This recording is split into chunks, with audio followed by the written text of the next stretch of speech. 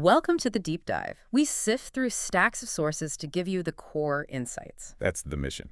Today, our focus is really critical. It's about the rise in anti-Asian American and Pacific Islander sentiment, AAPI sentiment, and related hate incidents here in the U.S. Right. And we're not just looking at headlines. We've got sources that really try to, untangle the drivers behind this. Yeah, the forces at play. Exactly. We're talking economic policy like visa debates, historical context stuff like disease scapegoating plus current political language, and this real tension around how to respond, community versus law enforcement. It's a wide scope, everything from, like you said, H-1B visas all the way back to, well, historical scapegoating.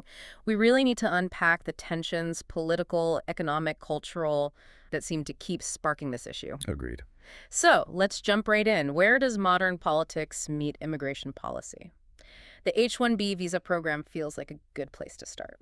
Now, for anyone maybe not super familiar, H-1B is a non-immigrant visa letting U.S. companies hire foreign workers for specialized jobs. But lately, it's become a real lightning rod. Oh, absolutely. It's being framed very explicitly as an America First kind of issue. And, that rhetoric, it's coming from high places. Yeah. Well, our sources point to President Trump at the AI summit back in July 2025. He was in Silicon Valley, directly calling out major tech companies. What was the accusation? That they were benefiting from American freedom, but, quote, hiring workers in India and slashing profits in Ireland. That's specific phrasing. And that's not just like a one-off comment, right? It connects to actual political pushes. For sure. We saw Representative Marjorie Taylor Greene from Georgia post on X, that's Twitter, calling to, and this is a direct quote again, end Indian H-1B visas replacing American jobs. Replacing, that word choice is key. Yeah. Framed as replacements, not, say, additions or filling gaps. Precisely. And what's kind of jarring is how much this clashes with the economic analysis we have from experts like Gaurav Khanna. What does Khanna say? He explains that Indian immigrants who came over after the big 1965 Immigration Act, they often came from, frankly, privileged upper caste backgrounds. They had specific skills, high-demand skills, that the U.S. economy actually needed. Okay, so if the data suggests these workers fill high-skill needs and, frankly, achieve significant wage success, why does the political rhetoric about them stealing jobs stick? Why the public anger? Well, I think it sticks partly because the success can be so dramatic. It can breed resentment. Yeah. Especially when you put it next to struggles people might be facing domestically. Right. Khanna pointed out, historically, some of the early H-1B computer scientists, they saw something like a 900% wage increase compared to back home, a 900% bump. Wow. Now, that gap's smaller today, but it's still huge. Sources say maybe 300%, 400% higher wages here. So for many getting that visa, it really can feel like, as Khanna put it, winning a lottery ticket for life. Okay, I can see how that narrative gets traction. Yeah, and that huge success, even though it's arguably vital for the U.S. tech sector, it's just easily weaponized politically, especially when the focus is on economic scarcity. It fuels that perception of taking jobs. And it's crucial to remember who we're talking about demographically here, right? The groups often targeted by this specific rhetoric make up a huge slice of the AAPI community. A massive slice. The largest AAPI groups nationally are Chinese Americans, that's about 24%, and Indian Americans, around 21%. So together? Together, that's 45%, almost half the entire Asian American population. So when you target H-1B policy, which heavily involves Indian nationals, or you target China, you're impacting nearly half the community right there. Let's pivot a bit, because this current anxiety, it really does feel like it echoes historical patterns. How does this modern economic stuff connect to, older forms of bias? The connection is, unfortunately, very strong. The idea of blaming a whole community for a national crisis, especially a health crisis, it taps right into that persistent, forever foreigner stereotype. It never seems to go away. It really doesn't. Public health crises seem to be these consistent flashpoints for xenophobia. We saw clearly during COVID-19. Certain government officials, some media outlets, repeatedly using terms like Chinese virus, Kung flu, Wuhan virus, very charged language. And that language had consequences, didn't it? It wasn't just words. Absolutely not. We saw that staggering 149% jump in reported hate crimes against Asian Americans in 18 major U.S. cities in 2020 alone.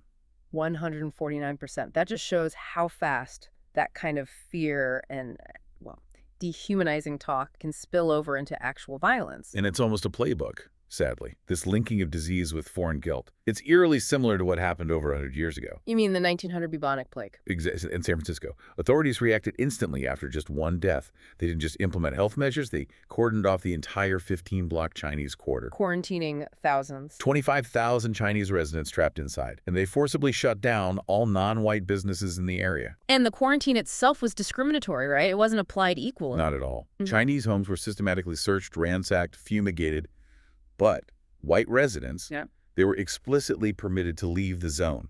Why? What was the justification? It was driven by this widespread public belief that white people were somehow immune, couldn't get the disease. It was blatant institutionalized racism under the guise of public health. Wow. And this idea that Asian Americans don't truly belong, it was written into law for decades, both before and after the plague. Think about the Page Act of 1875. Restricting Chinese women. Exactly, making it incredibly hard for Chinese men already here to form families. Then you had the alien land laws in various states banning Asian immigrants from owning land. Texas had those laws in the books until 1948. 1948, that's really recent history. It is. These policies constantly reinforce the idea that Asian Americans were outsiders, questioning their loyalty, their right to even occupy physical space here. Okay, let's shift to the numbers today. Because when we talk about incidents, there seems to be a really important difference between what counts as a crime versus other harmful acts. That distinction is absolutely critical, especially when you look at the data and how communities are trying to respond. So break it down for us. Okay. A hate crime is, a standard criminal offense: assault, vandalism, robbery. But crucially, it's motivated by bias against a protected group: race, religion, ethnicity, etc. Got it. And a hate incident. A hate incident involves biased acts that don't meet the legal definition of a crime.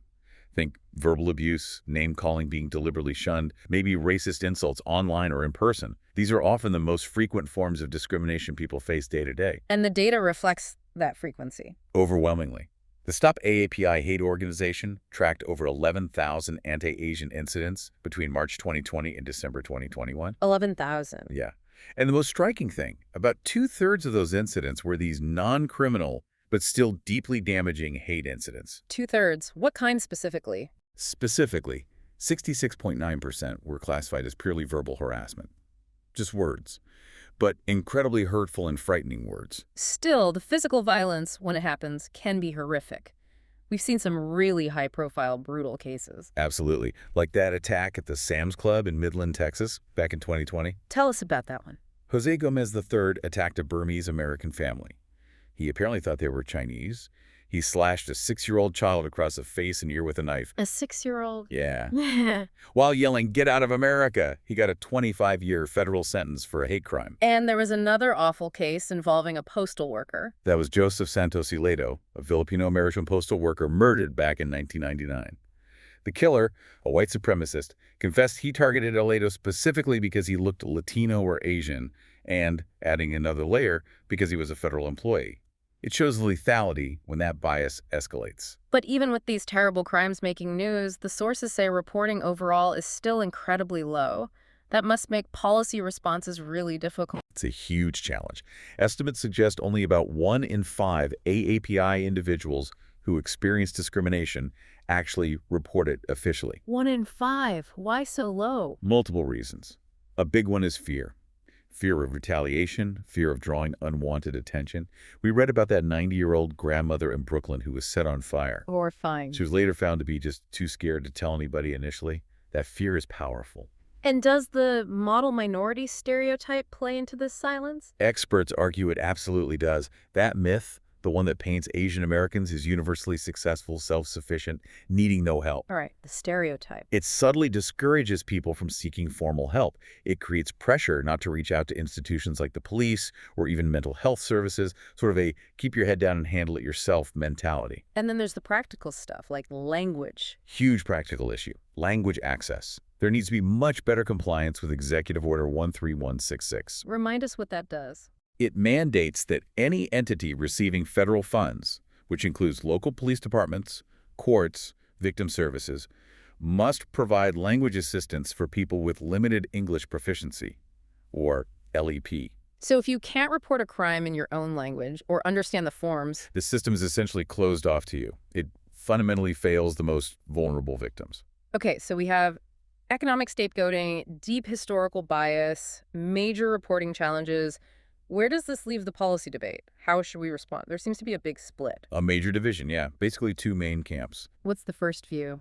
Perspective one leans heavily on crime reduction through traditional law enforcement. They argue the spike in anti-Asian attacks is really part of a broader surge in violent crime overall. So not necessarily unique bias, just part of general disorder. Kind of. They advocate for tools like smart policing, prosecution, tougher sentences for repeat offenders. The argument is basically get dangerous criminals, including those with severe mental illness who commit some high-profile attacks, off the streets. That's the most direct way to protect everyone, including Asian Americans. They criticize what they see as soft-on-crime approaches. Okay, that's one perspective. What's the counter-argument? The other side, perspective two, is much more wary of just relying on police and prisons. Why? These are often community leaders who argue that focusing too much on law enforcement, even with things like the COVID-19 Hate Crimes Act, kind of misses the bigger picture of bias incidents, the non-criminal stuff. And they worry it could disproportionately harm other marginalized communities through increased policing. So what do they propose instead? They push for non-punitive approaches, investing in local community groups like the Asian American Federation as mentioned, providing support in multiple languages, more funding for victim services, education equity programs, things focused on cultural support, bias reduction, not just incarceration. This tension seems to play out even in the language used in federal policy, like the whole equity versus equality debate. Yes, that's a really critical political fault line right now. Recent federal executive orders emphasize equity. The goal there is to identify and close gaps in outcomes between different groups. Which sometimes means treating groups differently to get to an equal result. Exactly. It often requires differential treatment based on race or identity to try and achieve that equal outcome. And critics push back hard against this. How so? They argue that focusing on equal outcomes or equity is, quote, immoral and illegal. And they draw historical parallels. I remember seeing something about that in the sources. They do, a very charged one. Critics compare current race-conscious policies, particularly in education, to the Jewish quota era of the past, where universities limited Jewish student enrollment. And the argument is? The argument is that today, policies that seem to hold Asian American students to higher academic standards effectively treat them like the new Jews. It's a really stark way of framing the debate over whether race-conscious policies are tools for justice or actually new forms of discrimination, highlights a profound disagreement. Wow. So amidst all that deep ideological conflict, is there any practical common ground? Where do sources agree the federal response is maybe falling short right now? Yeah, despite the ideological divides, two systemic gaps seem widely acknowledged in the materials we looked at. What are they? First, funding. Federal money allocated to help community groups, the ones doing the immediate on-the-ground support work for victims. It apparently takes forever to actually get deployed. The pipeline is too slow. So money isn't getting where it's needed quickly enough? Right. Yeah. And second, back to language access, there's still a major deficiency in enforcing Executive Order 3166. Language services remain inadequate. And that's consistently cited as maybe the top barrier preventing the most vulnerable LEP victims from reporting incidents or getting help. So we've covered a lot here. Economic factors, historical echoes, the data, the reporting gaps, this huge debate over solutions. It's complex. It really is. Trying to figure out how to address systemic bias, protect people, without repeating mistakes from the past. And I think if you synthesize all this material, the core challenge that emerges isn't just about stopping specific crimes, though that's vital. It's about tackling this deeper underlying tendency in society to constantly question the loyalty, the belonging of Asian Americans. That underlying impulse. Yeah. That's what seems to give, as one source put it, license to people to commit heinous acts of violence. Yeah. And it just flares up, almost predictably, whenever the country faces a big crisis, economic, health, whatever. So thinking about that and thinking about the federal response, if the main focus is on highly visible things, like passing a hate crimes act, but then the system fails on the really basic implementation, like getting funds out quickly to community groups, ensuring language access is actually happening, it leaves us with a tough question for you, the listener. Are we inadvertently designing a response system that mostly helps those within the AAPI community who are already more assimilated, maybe more English proficient, better able to navigate complex systems? And in doing so, are we systemically leaving the most vulnerable, those with limited English, perhaps less connected to formal resources effectively behind? Something to think about.